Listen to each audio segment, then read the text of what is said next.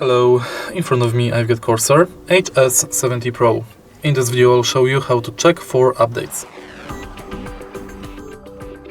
At the beginning, go to iCUE app, go to your headset settings, device settings, and here is your current firmware version. Press check for updates to check if there's any update available. Now you can browse for firmware and force update.